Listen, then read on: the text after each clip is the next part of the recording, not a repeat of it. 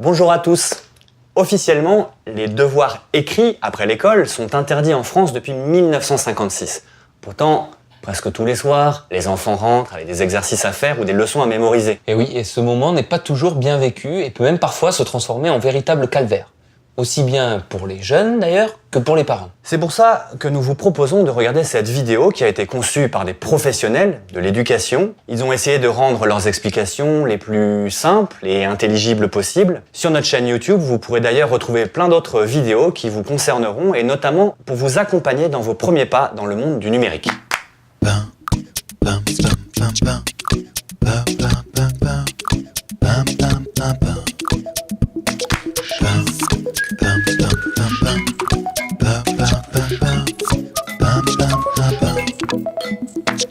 Ce câble qui vous apporte 40 possibilités de choix à domicile est, je crois, la révolution de l'avenir. Parce que certains élèves n'ont pas la chance d'avoir l'accompagnement de leurs parents à la maison, l'État français a décidé en 1956 d'interdire officiellement tous les devoirs à la maison pour les élèves d'école primaire.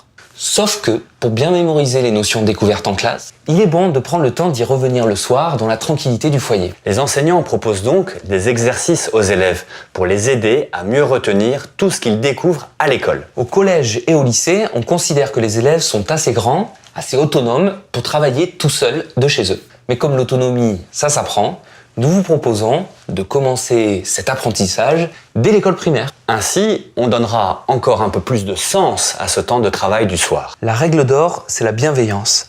Si l'enseignant donne un travail, c'est pour aider l'élève à progresser, à comprendre ce qu'il a à apprendre, pas pour vous embêter ou embêter votre enfant. La bienveillance, c'est aussi de se dire que votre enfant fait de son mieux pour répondre à ce qu'on attend de lui. Et que s'il a des difficultés dans ses devoirs, c'est parce que c'est tout simplement difficile, oui, d'apprendre à travailler. Et si nous, les parents, on n'est pas totalement en phase avec l'école, doit-on le dire aux enfants? Eh bien, attention. Des études montrent que les élèves qui réussissent le mieux ne viennent pas forcément des familles les plus riches ou les plus cultivées, mais des familles dans lesquelles l'école est bien perçue et où on véhicule une image positive de celle-ci. Alors comment on fait pour parler de l'école sans parler de sujets qui fâchent?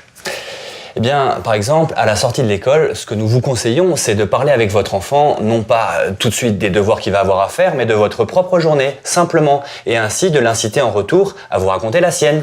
Donc il faut lui poser des questions qui lui évoqueront des moments agréables de sa journée, comme par exemple c'était quoi ton moment préféré aujourd'hui? Ou ah tiens, j'ai vu que Sarah était là, tu as joué avec elle, t'as joué à quoi? Ou sur le menu de la cantine, qu'est-ce qu'il y avait? Qu'est-ce que t'as mangé aujourd'hui? Des choses comme ça, quoi. Exactement.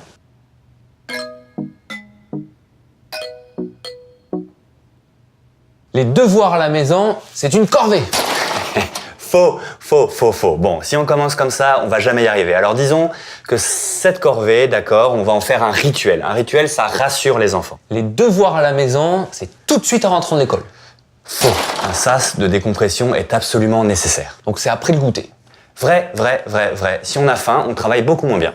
Donc après un moment de détente devant la télé. Mais faux. Pas de télé avant les devoirs. C'est beaucoup trop difficile de s'en sortir et de se reconcentrer. Par contre, un moment bien défouloir au parc, dans la chambre, quelque part où on peut vider toute son énergie, oui. Ok, donc on fait les devoirs sur la table de la cuisine ou sur la table de la salle à manger? Non. Faux. Votre enfant a besoin d'un lieu où il peut vraiment se concentrer. Sur un bureau. Vrai. C'est un lieu calme, bien identifié, qui va le rassurer. Ça sera toujours le même et il peut l'identifier. Ok, la télé peut rester allumée? Faux. Pas de télé, ça distrait, ça empêche la concentration. Tant que les devoirs ne sont pas finis, on continue. Faux.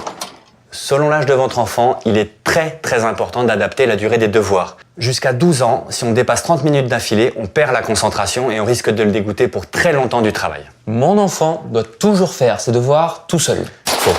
Votre rôle de parent, c'est de l'accompagner, de l'aider à gérer son temps, son organisation. Le but, c'est de devenir autonome à terme. Mais c'est comme pour la natation, on jette pas un enfant tout de suite dans l'eau pour lui apprendre à nager. Non, on lui met d'abord des bouées, on y va tranquillement, par étapes. Pour bien accompagner mon enfant, je m'assois près de lui et on fait les devoirs ensemble. Faut accompagner, ce n'est pas faire à la place. Encore une fois, l'objectif, c'est de développer son autonomie. D'abord, c'est son travail. Donc il faut trouver un juste milieu qui ne se sente pas seul, oui, mais qu'ils deviennent véritablement autonomes en même temps. Voici maintenant le top 10 des bonnes pratiques pour favoriser l'autonomie de votre enfant face à ses devoirs.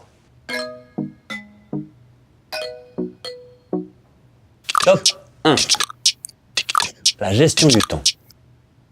Avant 12 ans, on l'a déjà dit, il est contre-productif de dépasser les 30 minutes de devoir par jour. En revanche, après 12 ans, il est bon d'apprendre à allonger son temps de travail. Comme tout apprentissage, ça va prendre du temps. Donc inutile de s'énerver si ça ne marche pas du premier coup. Top 2. Le bon matériel. Cahier, feuille blanche, crayon de papier, feutre, règles. Apprendre à bien choisir ses outils pour réaliser ce qu'on veut, ça aussi, c'est l'apprentissage de l'autonomie. Top 3. Le rituel. Là encore, on l'a déjà dit, les enfants ont besoin d'être rassurés. Un petit peu chaque jour, à la même heure, au même endroit, c'est plus rassurant que tous les devoirs d'un coup la dernière minute du week-end. Allez, le top 4, l'installation. Quand on se met au boulot, on nettoie son bureau, on dégage la surface de tout ce qui peut distraire et on installe sa trousse, son cahier de texte ouvert sur le bureau et les cahiers et les manuels à portée de main. Top 5. La lecture des consignes. Lire à voix haute est une bonne façon de s'assurer que l'on comprend bien les consignes de l'exercice demandé. Top 6. Vous êtes un guide. Aidez-le à choisir l'ordre dans lequel faire ses devoirs, selon ce qui lui convient le mieux, du plus simple au plus difficile, ou le contraire, ce qu'il préfère ou ce qu'il aime le moins en premier. Top 7. La reformulation. Faire reformuler les consignes à votre enfant avec ses propres mots est la meilleure façon de vérifier qu'il a bien compris. Si ce n'est pas le cas, si ce n'est pas assez clair pour lui, expliquez-lui avec d'autres mots. Et si ce n'est pas encore assez clair, même pour vous, n'hésitez pas à appeler les parents d'un ami de votre enfant. Oui, c'est un excellent exemple. Savoir demander de l'aide, c'est le point de départ de l'autonomie. Top 8. La leçon. Les devoirs portent en général sur une leçon. Plutôt que de laisser votre enfant foncer tête baissée, n'hésitez pas à lui demander de vous expliquer ce qu'il a compris de cette leçon. Si nécessaire, vous aurez l'occasion de compléter ce qui lui manque et cela évitera qu'il soit en situation d'échec face à l'exercice demandé. Top 9. L'anticipation. Si les devoirs sont donnés à l'avance, profitez-en. Ça permettra à votre enfant de revenir sur les choses les plus difficiles plusieurs fois sans exploser les temps de travail. Et puis c'est cette capacité à anticiper qui permettra à votre enfant de produire de longs dossiers quand il sera grand. Et enfin, top 10, la vérification. Quand votre enfant a fini avec ses devoirs, a fini avec un exercice ou une activité, vérifiez avec lui que son travail est juste et aidez-le à corriger ses erreurs s'il y en a.